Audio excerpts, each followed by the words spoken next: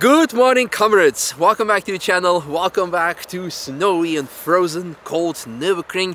And today I would like to mention a couple of comments that sometimes really infuriate me, sometimes simply frustrate me, and sometimes I go like, Overall, most of them are just simply meant in a very well positive way, but because I see them so often, it's like, ugh. And sometimes I see like, and it's clearly just a random guy ended up on my videos and has no clue about cars. So if you made such a comment, don't be offended. It's just like maybe it's just happening too often. But let me explain to them why they upset me. And I'm gonna start with one that really pisses me off. Really infuriating. It's from none of you, but actually from a very big problem, namely YouTube scamming bots. Someone is pretending to be me, having the same avatar and has a name which is like Telegram Misha for the best price, and saying to the person that commented, replies underneath saying like, you have won a giveaway for your price of a car, contact me. And unfortunately, people actually go through that scam. They think that it is me, although the username is clearly not me. So therefore, please be attentive, be careful. The only thing I can do is block that bot, but the following day another one arises. They have like really this automated bot network, and it's only there is to it. The only thing recently what I could have done is actually block out a couple of keywords that they most of the time use, like price, Telegram, etc. But guys, please, because already people actually sent some money to them as a verification proof of a price giveaway, thinking that it was me. And it's sad. It's really sad because, yeah, so that's the one that really, like, YouTube, do something about it. And you guys, please be more attentive. If I'm doing a giveaway, I will announce it actually in the video and not in the comments that someone has randomly something won. So there is that. Now, let's talk about actual comments that refer to the videos or to the driving style and why they are actually quite, well, sometimes like, oh, there we go again. So this one is actually quite a funny one, and it has to do about the car's fuel consumption or the state of charge. Whenever I drive an electric car most of the time, if you go flat out, doesn't matter which EV it is, usually you can do 3 laps. So the car drops its state of charge by 30%, so everyone says like, oh my god, with this EV you can only do 3 laps. Now, if you would have a performance car, such a McLaren for example, you can also do only 4 laps with a full tank of fuel. There's nothing bad, it's just funny to see how people are impressed that cars are using fuel based on your driving style. So yeah, if you drive slow, you can have a longer range. The same goes of course for the track driving, doesn't matter if it's an EV or internal combustion engine car. Next one, also obviously my favorite one, has to do with people asking, or actually like really saying that I'm stupid. Maybe I am, or for different reasons, for not wearing a helmet or a full fire protective suit. We made, of course, a very detailed explanatory video where I say that in TF on public sessions on the Nürburgring, most of the time I don't drive a helmet unless the circumstances are there for it. If I can wear Hans, which is not allowed in TF, and if the car is further equipped with a full safety equipment such as roll cage and the seats, etc. So there is that. But it's quite funny to see when people like really start ranting how I'm really irresponsible. Most of you don't do it, but people who see my video for the first ever time, especially on social media platforms like Instagram, etc., there's a fun fact. Left foot braking.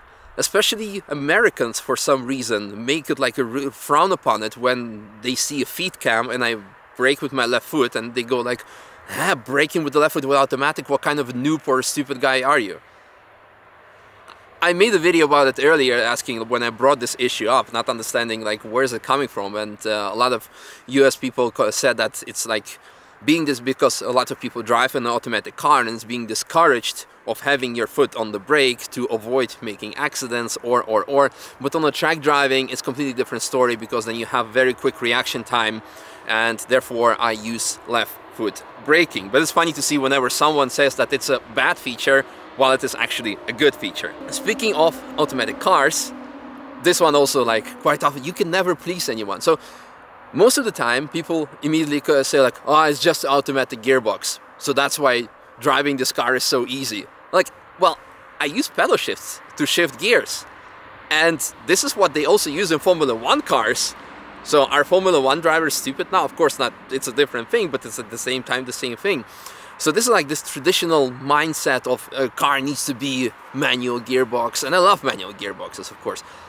The funny thing, now that we are progressing into time more, actually, recently I had a couple of comments say like, manual gearbox, why not something like automatic or pedal shifts? Like, okay, so we're actually transferring into a different spectrum. So again, you cannot please everyone or anyone. Everyone, you can, definitely not anyone. Now, moving on, this one is also quite fun. So people ask sometimes, oh, I cannot wait until you drive this and that car, or could you please drive this and that car? And they happen quite often. The thing is why it's not like really frustrates me, but you have to understand. So first of all, I would drive anything. You could see, you know, on my channel, I don't care if it's a supercar or a shitbox or whatever, I would drive literally everything. The second thing, quite often I already have driven that car. So it is, I'm like, guys, use the search function. Type on the YouTube search bar Misha, and then that particular car, like a R35 GTR, which is quite often requested. So I'm like, I already done it. And third of all, it may sound funny, but I never, ever, ever, except for manufacturers, but private people with whom I mostly drive, never asked to drive their car. The most thing I would ask is actually to be a passenger, for example. But everyone actually offers, and I say, yeah, of course, I would happily say so. But for me, it's something like, can I drive your car? That sounds a bit weird. But going to that, it's like, when someone says like, oh, I would love you to drive a Koenigsegg. Yeah, let me call up my mate Christian from Koenigsegg, and yeah, could you drop off here a Jesko and a Gemera, and because we're gonna do some laps for some. Okay, cool, awesome. That's not how it works. For some manufacturers, yes, like the basic ones like BMW, they say, yes, here's a car, or they say, you cannot take an SUV on a car. Majority of manufacturers don't allow you to take the car at all on track unless it's their private event. So it's not that easy to get a certain car, as much as I would love to, as much as you would love to. So this is just like, when I see it, like, yeah, I also would wish to drive that particular car, or I already have driven it. Now, next one, ESC.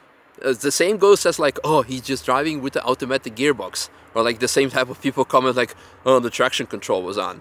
And the funny thing is, someone, one of my favorite comments this year was when someone commented on a 996 GT3 video that I was driving, that the traction control was on.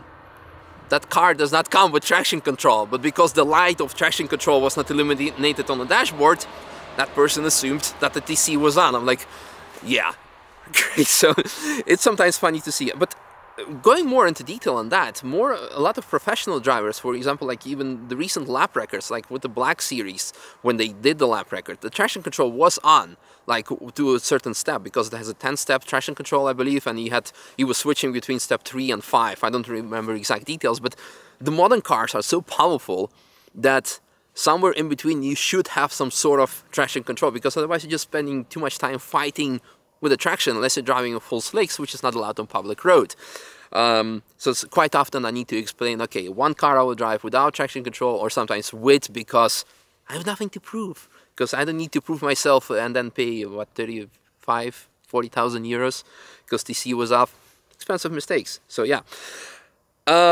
Engine type, referring also to the transmission. People also quite often say like, oh, well, actually I don't get it this often, to be honest. But in the past, I would say 3 years ago, like, oh, turbocharged, naturally aspirated engines are way to go. I love them, of course. And my next car is probably going to be NA as well, because I would love to build like a very fast VTEC. It's the best thing out there. But like, complain, I guess it's like, it's not really frustrating, but like seeing like, can we just enjoy cars for a moment? Oh yeah, and the final two ones. The one is looking bored while driving. That one is also fun. Mostly people like on TikTok or Instagram are commenting this, like, why is this guy like driving 250 through Schwedenkreuz or something, and like looking as if he's doing groceries? Like, I cannot understand it. And then I'm saying like, hey, I'm just concentrated. Like, you know, I'm actually going into it like saying that because that's what you do as a driver. You try to be concentrated. And for YouTube, of course, for the average YouTube video, you want to be like, oh my god, we're going at 250 kilometers per hour, this amazing grip. Like this stereotype thing, that would be, of course, amazing, but we do different types of videos, and for actual really fast driving, it's best if you're staying concentrated. And then the person went on saying like, no way, this is bullshit. If I would be driving such a car, I would be yelling and screaming from happiness. Like, nah, maybe you should keep your eyes on the road and not like yelling and screaming from happiness. Sometimes it's good to do it, but maybe not on the racetrack. Actually, I cried once on the racetrack, maybe more than once. So who am I to talk about it? Maneuver, and I need to wipe my tears away. I've never been so happy to be on track again. This is ridiculous. And finally, again, of the, what's it called, of the category that you cannot please everyone, is either, Misha, you were driving too fast. And sometimes I agree. Like, of course, sometimes it was like I do something like a fast overtake and thinking like, that could have gone potentially wrong. Like, maybe could have gone. So you're either driving too fast, and the next time you're driving too slow, this is a very boring video to watch. And that's a very fine line that we have that I need to have as a YouTuber, because of course you want to have more views for simply, of course, financial reasons, because this is my main job. At the same time, you also want to have something normal, like in between. But where is the borderline, you know? So then sometimes you like, okay, we're gonna drive somewhere in between, and we're gonna make a joke about something with the passenger. You make a joke, and that joke offends other people. So I'm like, yeah. So I think that's pretty much it. Again, as mentioned in the beginning, except for these scammy bot comments, nothing like really upsets me in like stop commenting.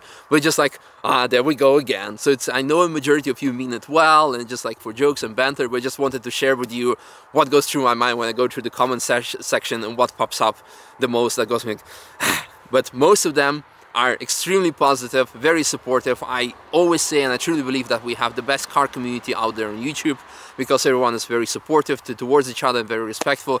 So thank you very much for doing this over the years, and I'm very much looking forward to doing the same in the upcoming years. And now the question for you: what is your most hated or annoyed or frustrated comment from me? Is it when I say yeet while driving, or is it something like bro? Or let me know that in the comments if you made it to the end of the video. So that's it. Thank you very much, and see you in the upcoming video. Bye.